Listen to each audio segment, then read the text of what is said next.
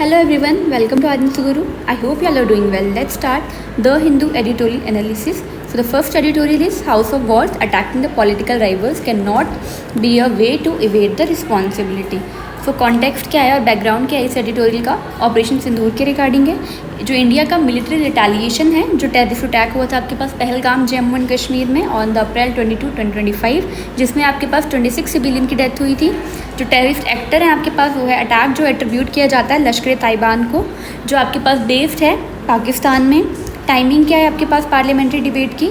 Coincide करती है 3 terrorist की किलिंग को by the Indian forces.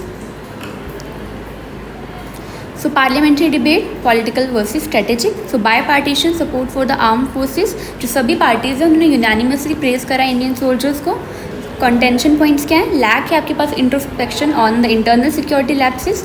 Blame politics क्या है? जो गवर्नमेंट है वो शिफ्ट कर रही है blame to the past resume instead of owning the responsibility. Avoidance है आपके पास की क्वेश्चंस की, जैसे कि ट्रम्प्स का मीडिएशन क्लेम। सिग्निफिकेंस क्या डेमोक्रेसी के लिए? शो करता है डिसफंक्शनल डेलिब्रेशन को on the national security strategy. Lack है आपके पास कंस्ट्रक्टिव पॉलिसी डायलॉग का, जो वीक करता है पार्लियामेंट्री ओवरसाइट को। नेक्स्ट आ जाइए India strategic shift military response as deterrence. So doctrine में चेंज देखने को मिला है, इंडिया इवॉल्व कर रहा है to the offensive defence posture, possibly जो इन्फ्लुएंस हुआ है by the double doctrine. Previous example क्या है आपके पास? Surgical strikes of 2016, Balakot air strikes of 2019। Evaluation challenge क्या आपके पास? हार्ड है अपनी क्वांटिफाई करना सक्सेस को, क्योंकि जो टेरर अटैक्स हैं वो भी कंटिन्यू हैं despite the punitive action. Next आ जाइए इंटरनेशनल डिप्लोमेसी एंगल। सो जो ट्रम्प की मीडिएशन क्लेम है आपके पास वो रेज करता है question on India's consistent stand on no third party mediation on Kashmir. Global outreach post attack क्या है कि जॉइंट डेलीगेशन जो है इंडियन एमपीज का including the opposition sent to build the international support, example of parliamentary diplomacy. So missed opportunity क्या है कि could have marked a new standard for bipartisan foreign policy cooperation. Next आ जाइए concerns क्या है UPSC mains answer writing के लिए। So blame game and lack of accountability weaken करेगा इंस्टीट्यूशनल इंटीग्रिटी को, डिफ्लेक्ट करता है from the root cause analysis of security failure. Evading question जो है आपके पास इरोड कर रहे हैं डेमोक्रेसी को और हाईलाइट कर रहे हैं need for transparency, responsiveness and the mature political discourse. Impact क्या है सिविल मिलिट्री रिलेशन पे? ओवर पॉलिटिसाइजेशन जो है आपके पास रिस्क कर सकता है apolitical nature of the military को। सो न्यू नॉर्मल और पॉलिटिकल ऑप्टिक्स, जो फ्रीक्वेंट प्रोजेक्शन है आपके पास मिलिट्री ऑपरेशन की for electoral gain undermines the strategic intent. Question क्या है कि अगर मिलिट्राइज नेशनलिज्म है ये या ये जेन्युइन स्ट्रेटेजिक डिटरेंस मॉडल है। सो यूपीएससी वैल्यू एड की concept and the terms. Strategic autonomy, जो मेंटेनिंग इंडिपेंडेंट डिसीजन मेकिंग, जैसे कि रिगार्डिंग सीज फायर और फॉरेन मेडिएशन। डेमोक्रेटिक अकाउंटेबिलिटी, जो पार्लियामेंट का रोल है in holding the executive accountable on security matters. Security dilemma क्या है? The action reaction cycle between India and Pakistan में escalate rather than resolve the conflict. So electoral and governance implication क्या है? Militaristic जो आपके पास posture है उसको यूज़ किया जा सकता है as a mobilisation tool in the electoral politics. Overshadowing governance failure जो है through hyper nationalism. Diminishing the tolerance for dissent as anti-nationalism bad for the democratic health. Practice questions for means. So in the light of Operation Sindoor and the political discourse surrounding it, critically examine the implication of politicizing national security for democratic accountability and the strategic stability. ठीक है, तो ये था आपके पास editorial number 1, जो आपके पास पार्लियामेंट्री डिबेट चल रही है ओवर द ऑपरेशन सिंदूर उसके रिगार्डिंग। नेक्स्ट आ जाइए editorial number 2, deep ties India Maldives relations and the neighbourhood engagement. So context क्या है आपके पास इसका? जो पीएम मोदी की मालदीव विजिट रही है 2025 में as chief guest on Maldives 60th independence day, जो रिफ्लेक्ट करता है revival of strong bilateral ties. Mark किया जा रहा है as a shift from strained relation under the India out campaign to a renewed economic and strategic cooperation. Reinforce कर रहा है इंडिया के नेबरहुड फर्स्ट पॉलिसी को amid the shifting geopolitical dynamics. So India Maldives bilateral engagement की developments economic assistance में $565 million line of credit offer किया गया है। डेप्ट रिलीफ क्या है, 40% रिडक्शन है एनुअल रिपेमेंट लाइबिलिटीज़ में on the previous credit lines. Trade cooperation में launch of India Maldives free trade agreement negotiation. Digital and financial collaboration में memorandum of understanding on RuPay Rufiyaa digital payment system जो सपोर्ट करेगा regional financial integration को। Sectoral memorandum of understanding sign in the fisheries, meteorology, pharma and digital solution जो align करता है with the sustainable development goal 17 partnership for the goals. Next आ जाइए security and strategic dimension क्या है। India Maldives Sri Lanka trilateral maritime security dialogue जो remain critical in the Indian Ocean region. So India का जो नेवल सपोर्ट है, हाइड्रोग्राफिक सर्वे है, coastal radar system है, उन्होंने बूस्ट करा है। मालदीव्स की मैरीटाइम सिक्योरिटी के लिए जो उसकी मैरीटाइम सर्विलेंस कैपेबिलिटीज़ है उनको बूस्ट कर रहा है। चाइना का जो इंक्रीजिंग प्रेजेंस है by the belt and road initiative वो अभी भी एक तरह से क्रिटिकल कंसर्न है। सो मालदीव जो है पार्ट है इंडिया के ब्रॉडर सागर डॉक्ट्राइन का, that is security and growth for all in the region. Next आ जाइए regional diplomacy and the foreign policy implication.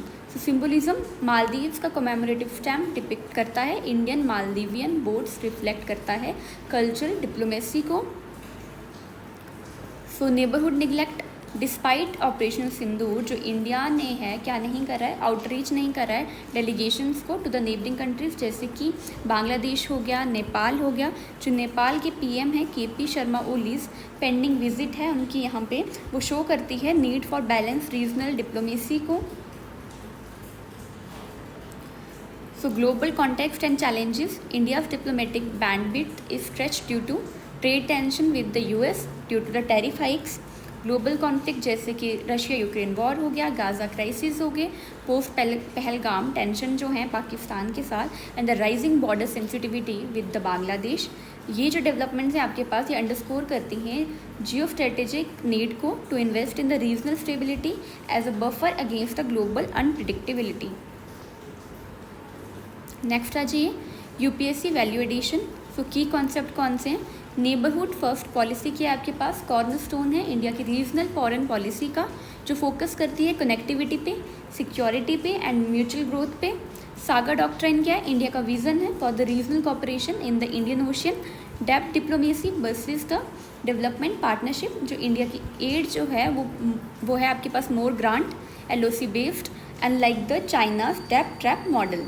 Relevant example क्या आपके पास, कंपेयर करना है इंडिया के मालदीव सपोर्ट को विद द श्रीलंका की जो इकोनॉमिक क्राइसिस एड थी जैसे कि क्रेडिट लाइन हो गया, फ्यूल्स हो गया, फूड सपोर्ट हो गया, भूटान के जो रुपे इंटीग्रेशन है और हाइड्रो पावर प्रोजेक्ट्स हैं आपके पास। Practice question for UPSC means GS2। So India's neighborhood first policy requires continuous and balanced engagement, especially in smaller Indian Ocean nations. Examine this in light of recent development in India-Maldives relations. ऐसे में क्या हो सकता है, in a turbulent world, regional stability begins at home. Next आ जाइए takeaways for interview और essay. So India soft power diplomacy जैसे कि कल्चरल हो गई, फाइनेंशियल हो गई, डिजिटल कॉपरेशन हो गया, वो की डिफरेंशिएटर है आपके पास from the China. Revival of ties with Maldives indicate the India's resilience in managing the regional relationship even amid the political transition in partner countries. India's neighborhood strategy must remain people-centric, not just leader-centric, to ensure the long-term goodwill. So ये था आपके पास editorial number 2. Next आ जाइए editorial number 3. So what has been missed is India's digital sovereignty. So context किसके बारे में आपके पास, India UK free trade agreement के बारे में, that is CETA. So India UK comprehensive economic and trade agreement जो है उसे हेल किया जा रहा है as a good standard FTA by the Indian government, जिसमें आपके पास रिसीव हुआ limited scrutiny on the digital trade provisions, जो रेज करता है concern over the India digital sovereignty specially regarding source code access, data governance and digital industrialisation. So key issues raised in the data chapter of CETA. So compromise on source code access. India ने give up कर दिया है right to demand ex ante disclosure. Ex ante disclosure का मतलब क्या होता है कि based on forecast rather than the actual result, मतलब जो एक्चुअल रिजल्ट के ऊपर बेस्ड नहीं है। ठीक है, तो क्या करा है, इंडिया ने गिव अप कर दिया है right to demand on the ex ante disclosure of source code from the foreign tech firms. Contradict कर रहा है इंडिया की लॉन्ग स्टैंडिंग स्टैंड को at the WTO and G20। WTO is world trade organisation, एक intergovernmental organisation है जो regulate करती है और फैसिलिटेट करती है इंटरनेशनल ट्रेड को, जिसे एस्टेब्लिश करा गया था 1 जनवरी 1995 में, और इसकी हेडक्वार्टर्स है जिनेवा, स्विट्ज़रलैंड में। नेक्स्ट आ जाइए G20 पे। G20 में आपके पास कौन कौन सी कंट्रीज़ हैं? Argentina, Australia, Brazil, Canada, China, France, Germany, India, Indonesia, Italy, Japan, Mexico, Russia, Saudi Arabia, south Africa, south Korea, Turkey, the United kingdom, the United states and EU। ठीक है, तो ये आपके पास G20 कंट्रीज़ हैं। और आपके पास जो समिट हुआ है G20 का, वो 20th समिट हुआ है आपके पास, और ये हुआ है आपके पास जोहान्सबर्ग, साउथ अफ्रीका में। पहला समिट है आपके पास जो हेल्ड हुआ है जोहान्सबर्ग, साउथ अफ्रीका में। ठीक है, नेक्स्ट आ जाइए पोटेंशियल इम्पैक्ट पे। वीक करता है रेगुलेटरी ओवरसाइट को इन क्रिटिकल सेक्टर जैसे कि AI हो गया, टेलीकॉम हो गया, हेल्थ हो गया। हैम्पर कर रहा है नेशनल सिक्योरिटी ऑडिट्स को एंड एमरजेंसी रिस्पॉन्स को। कॉन्ट्राडिक्ट कर रहा है practice in critical infrastructure regulation में। ठीक है, नेक्स्ट आ जाइए open government data provision. India ने ग्रांट करा है equal access to open government data to UK entities even though it is not binding. Next आ जाइए रिस्क क्या है आपके पास। Loss of competitive advantage in AI and data driven innovation. National data जो है उसको कमर्शियली जो है एक्सप्लॉइट किया जा सकता है और वेपनाइज किया जा सकता है। एग्जाम्पल क्या है आपके पास, नेशनल डिजिटल हेल्थ मिशन जो है डाटा सेट्स हैं उनको यूज़ किया जा सकता है ट्रेन करने के लिए फॉरेन AI हेल्थ मॉडल्स को। नेक्स्ट आ जाइए dilution on the data localisation and free flow of data. India ने एग्री किया है to consult UK in future if it gives similar concession to other countries risking the policy flexibility. Contradiction क्या है, India have strongly supported data localisation और data as a sovereign economic resource in कौन कौन सी चीज़ों में, personal data protection bill 2019, draft digital India act 2023 and G20 digital economy working group. Next आ जाइए वाइडर इम्प्लीकेशन क्या होने वाली है इंडिया की डिजिटल सॉवरेनिटी के लिए। तो सबसे पहले ग्लोबल डिजिटल रूल मेकिंग जो FTA हैं वो इंक्रीजिंगली शेप करते हैं डिजिटल ट्रेड आर्किटेक्चर को और binding nation permanently. Digital rules जो हैं अगर आप एग्री कर लेते हैं उनके साथ एक बात, तो एक्सट्रीमली डिफिकल्ट है to reverse due to the technology lock in. कोई भी पॉलिटिकल स्टेक होल्डर नहीं है आपके पास डिजिटल सॉवरेनिटी के लिए। अनलाइक एग्रीकल्चर और मैन्युफैक्चरिंग कोई भी पॉलिटिकल कॉन्स्टिट्यूएंसी नहीं है, प्रेशर नहीं है आपके पास जो प्रोटेक्ट करे, ऐसा कोई भी प्रेशर ग्रुप नहीं है आपके पास जो प्रोटेक्ट करेगा डिजिटल इंटरेस्ट को। अब्सेंस है आपके पास डिजिटल पॉलिसी एक्सपर्ट का इन द FTA नेगोशिएशन जो वीक करता है इंडिया की बार्गेनिंग पावर को। डिजिटल कॉलोनाइजेशन के थ्रेट कौन सी आपके पास, डिजिटल कॉलोनिज्म के लिए थ्रेट क्या है, data extraction, AI model training, digital infrastructure dominance by the foreign powers. इसकी वजह से क्या हो सकता है, लॉस ऑफ ऑटोनॉमी हो सकता है, मिरर कर सकता है इंडिया के इंडस्ट्रियल ईरा कॉलोनाइजेशन को but in the digital age. Next आ जाइए what should be done, policy recommendation क्या है आपके पास। Formulate a comprehensive digital sovereignty policy, define करना है इंडिया की पोजीशन को on data ownership, digital infrastructure, cross border flows and the cyber security. Integrate करना है टेक पॉलिसी को into the trade talks. Digital expert को जो है ज्वाइन करने की ज़रूरत है FTA नेगोशिएशन को, जो इंश्योर करेगा टेक रेगुलरिटी को इन द कि मतलब जो आपके पास टेक रेगुलरिटी के लिए जो आपके पास इंटरेस्ट हैं उनको डिफेंड करने के लिए हमें एक्सपर्ट्स की ज़रूरत है in the FTA negotiation. So define national digital industrialisation goals, boost करना है एआई को, सेमीकंडक्टर को, क्लाउड को एंड द आईओटी सेक्टर्स को with the domestic capacity and IP protection. So IoT sectors का मतलब क्या है, एक वास्ट नेटवर्क है आपके पास फिजिकल ऑब्जेक्ट और थिंग का, जिसको एम्बेड किया जाता है सेंसर्स के साथ, या सॉफ्टवेयर हो सकते हैं, टेक्नोलॉजीज हो सकती हैं जो एनेबल करती हैं उनको कनेक्ट करने के लिए और एक्सचेंज करने के लिए डाटा को with the other devices and the system over the internet. So adopt the data for development principle, use करना है नेशनल डाटा सेट्स को ताकि बिल्ड किया जा सके पब्लिक डिजिटल गुड्स को, जो जिन साथ में हमने क्या करना है, ड्राइव करना है इनोवेशन को और प्रमोट करना है डाटा जस्टिस को। सो यूपीएससी वैल्यू ऐड की कंसेप्ट टू यूज़, सबसे पहले डिजिटल सॉवरेनिटी, पावर है किसी नेशन की वो कंट्रोल करे अपने डिजिटल इंफ्रास्ट्रक्चर को, डाटा को, प्लेटफॉर्म्स को एंड रेगुलेटरी मैकेनिज्म्स को। डाटा कॉलोनिज्म का मतलब क्या है, एक न्यू फॉर्म में आपके पास डिपेंडेंसी की, जहाँ पे फॉरेन कंपनीज और नेशन क्या करती हैं, एक्सप्लॉइट करती हैं लोकल डाटा को कमर्शियल एंड जियोपॉलिटिकल गेन्स के लिए। डिजिटल इंडस्ट्रियलाइजेशन का मतलब क्या है, development of national capabilities in AI, cloud, semiconductors and digital manufacturing. Technology lock इन का मतलब क्या होगा कि जब सिस्टम्स और रूल जो है उनको बनाया जाता है इन सच अ वे कि जो चेंजिंग, अगर हम उनमें कोई भी चेंज करेंगे तो क्या हो जाएगा, इकोनॉमिकली और टेक्निकली इनफेजिबल हो जाएगा वो। नेक्स्ट आ जाइए practice question for UPSC. So GS paper 2, digital sovereignty must be a core tenet of India's foreign trade policy, discuss करना है in the context of India's FTAs with the western countries.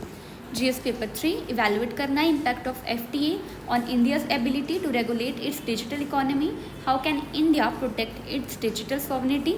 ऐसे paper के लिए a nation that does not control its data does not control its destiny. So ये था editorial number 3। Next आ जाइए editorial number 4 पे, the fact is mangroves drive business. ठीक है, तो इसके बारे में बेसिकली कॉन्टेक्स्ट किसके रिगार्डिंग है, मैनग्रोव्स के रिगार्डिंग है। सो मैनग्रोव क्या है आपके पास, क्रिटिकल कोस्टल इकोसिस्टम्स हैं जो सर्व करते हैं both ecological and the economic purposes के लिए। ट्रेडिशनली जो इनको निगलेक्ट किया जाता था पॉलिसी प्लानिंग में, मैनग्रोव जो हैं उन्हें अब रिकॉग्नाइज किया जा रहा है एज अ नेचुरल इंफ्रास्ट्रक्चर जो मिटिगेट करते हैं क्लाइमेट चेंज इफेक्ट्स को, सपोर्ट कर रहे हैं फिशरीज़ को, प्रोटेक्ट कर रहे हैं कोस्ट लाइन्स को, सिक्वेस्टर कर रहे हैं आपके पास कार्बन को और अनेबल कर रहे हैं सस्टेनेबल लाइवलीहुड्स को। सो economic and ecological value of mangroves, estimated valuation के अकॉर्डिंग 3,535 मिलियन है आपके पास एज पिचावरम तमिलनाडु के अंदर। ठीक है, नेक्स्ट आ जाइए, ₹664 billion in Sundarbans West Bengal. Carbon sequestration alone जो है आपके पास कितनी है, ₹462 मिलियन पर ईयर सुंदरबंस में। ओके, सुंदरबंस क्या है आपके पास, सुंदरबन डेल्टा जो है आपके पास वो वर्ल्ड का लार्जेस्ट मैनग्रोव डेल्टा है जिसे इंडिया एंड बांग्लादेश दोनों शेयर करते हैं, जो आपके पास फॉर्म होता है by the Ganges, Brahmaputra and मेघना रिवर। नेक्स्ट आ जाइए, प्रोवाइड करता है ecosystem services like coastal protection, storm search से, इरोजन बफर से। नेक्स्ट आ जाइए, नर्सरी ग्राउंड है फिशरीज़ के लिए and air and water purification करते हैं आपके पास मैनग्रोव। सो नेक्स्ट आ जाइए, blue carbon and climate resilience. So mangroves जो है आपके पास ब्लू कार्बन इकोसिस्टम है, कैप्चर करते हैं 3 to 5 times more carbon than the tropical forest.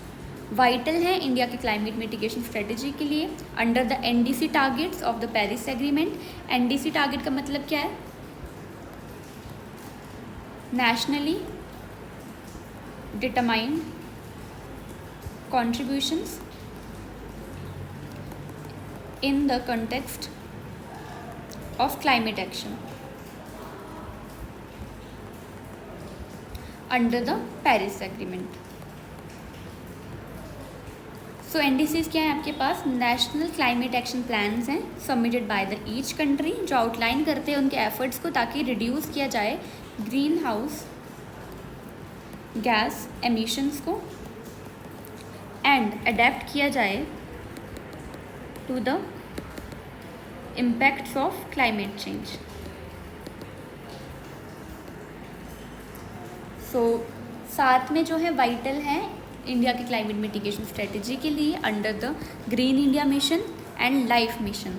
Life mission के आपके पास प्रधानमंत्री ने आपके पास नरेंद्र मोदी जी ने लॉन्च करा है इसको अक्टूबर 2022 में। इसका मैसेज क्या है कि जो मिशन लाइफ है वो मेक करता है fight against climate change democratic and that in which each one of us can contribute as per their respective capabilities. मतलब जो आपके पास लाइफ मिशन है उसको फाइट करने के लिए लाया गया अगेंस्ट द क्लाइमेट चेंज और इसे जो है डेमोक्रेटिक बनाया गया है और इसमें कहा गया कि कोई भी जो है कंट्रीब्यूट कर सकता है उनकी कैपेबिलिटीज़ के according to the reduce the impacts of the climate change. Next आ जाइए टेक्नोलॉजी एंड इकोसिस्टम मैपिंग। तो टूल्स कौन कौन से यूज़ होते हैं, सैटेलाइट्स यूज़ होते हैं, ड्रोन्स यूज़ होता है, AI based geospatial mapping use करते हैं। एप्लीकेशन के आपके पास एक्यूरेट क्वांटिफिकेशन होगी आपके पास मैनग्रोव एरिया की, असेसमेंट है बायोडाइवर्सिटी की and fresh water flow dynamics की। एग्जाम्पल के आपके पास ISRO's Bhuvan portal, NIC's digital India land record modernisation programme, इनको जो है लिंक किया जा सकता है इकोसिस्टम मैपिंग से। नेक्स्ट आ जी community led conservation. So fisher folks जो हैं उनकी डिपेंडेंस है मैनग्रोव्स के ऊपर for the livelihood. Healthier mangroves होंगे तो आपके पास ज़्यादा फिश होगी और ज़्यादा फिश होगी तो क्या होगा, सस्टेनेबल इनकम्स होंगी। अल्टरनेटिव इनकम मॉडल प्रमोट किए गए जैसे कि इको टूरिज्म हो गया, एक्वाकल्चर हो गया, बी कीपिंग हो गया। अर्बन एग्जाम्पल क्या है आपके पास, डिग्रेडेड जो मैनग्रोव्स हैं आपके पास मुंबई में और चेन्नई में। बेस्ट प्रैक्टिस मॉडल क्या है आपके पास कि रेप्लिकेट करना है इको डेवलपमेंट कमिटीज़ को and joint forest management committees को for the urban wetlands. So EDCs के आपके पास कम्युनिटी बेस्ड ऑर्गेनाइजेशन है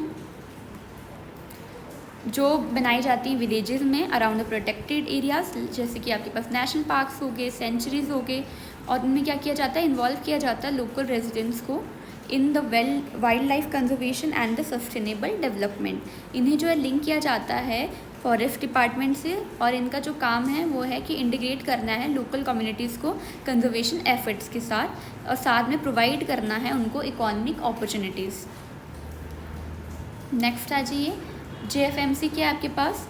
सो एक कमेटी है जिसे फॉर्म किया जाता है विलेज लेवल पे। इसमें पीपल जो होते हैं जो रह रहे हैं जैसे रिजर्व फॉरेस्ट के साथ रह रहे हैं उनको कोलैबोरेटली जो है मैनेज करना होता है, प्रोटेक्ट करना होता है फॉरेस्ट के रिसोर्सेज को। ये जो कमेटीज़ हैं क्रूशल रोल जो है प्ले करती हैं सस्टेनेबल फॉरेस्ट मैनेजमेंट में, जिसमें इन्वॉल्व किया जा रहा है लोकल कम्युनिटीज़ को in the decision making and the implementation. So next आ जाइए citizen science and engagement platform. So engaging the public in monitoring, track करना है मैनग्रोव हेल्थ को by the indicator like species diversity, water flow, sediment and human dependence. Example platforms कौन से हैं आपके पास, मैनग्रोव मित्रास हो गया, friends of mangrove, community driven conservation model. Encourage करना है बॉटम अप गवर्नेंस को एंड इन्वायरमेंटल अवेयरनेस को। SC का लिंक क्या है आपके पास कि people's participation is the key to environmental sustainability. So next आ जाइए policy and governance angle.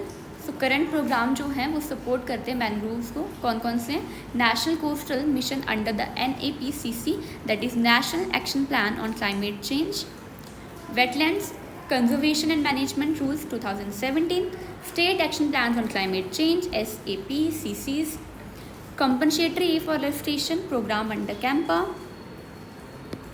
What's needed, क्या करने की ज़रूरत है, सो इंक्लूड करना है मैनग्रोव्स को in the urban development planning AMRUT 2.0, smart cities, develop करना है नेचुरल कैपिटल अकाउंटिंग फ्रेमवर्क्स को जो मेन स्ट्रीम होगा आपके पास इकोलॉजिकल सर्विसेज का into GDP accounting.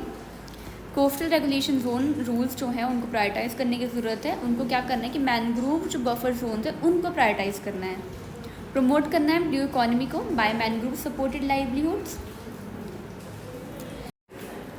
UPSC value add important concept blue carbon. So carbon जो कैप्चर किया जाता है बाय द कोस्टल इकोसिस्टम्स जैसे कि मैनग्रोव्स हो गया, सॉल्ट मार्शेज हो गई, सी ग्रासेस हो गए। इकोसिस्टम सर्विसेज का मतलब है जो बेनिफिट्स इकोसिस्टम प्रोवाइड कर रहा है ह्यूमंस को, उनकी provisioning, regulating, supporting and culture. Nature based solutions का मतलब है सस्टेनेबल सोल्यूशन जो काम करते हैं with the nature to address the societal challenges जैसे कि restoring mangrove for the flood protection. Natural infrastructure का मतलब है ecosystem that provide services similar to the engineered infrastructure, example mangrove acting as storm buffer. Next आ जाइए Practice question for mains for GS paper 3. Discuss the role of mangrove ecosystem in enhancing India's climate and economic resilience. What policy measures are required to improve the mangrove protection in urban coastal region? Next question है, blue carbon ecosystem are central to the climate mitigation yet remain underrepresented in the India's policy architecture. Examine. Next है आपके पास essay. So what we do to our coast, we do to ourselves. The case for mangrove conservation. So ये था आपके पास editorial number 4 regarding the mangrove. I hope आपको समझ आया हो. अगर आपको वीडियो अच्छा लगे please like comment and subscribe Aryan Suguru. And अगर आपको PDF का लिंक चाहिए तो डिस्क्रिप्शन बॉक्स में दिया गया है, आप जाके देख सकते हैं. Thanks for watching and have a good day.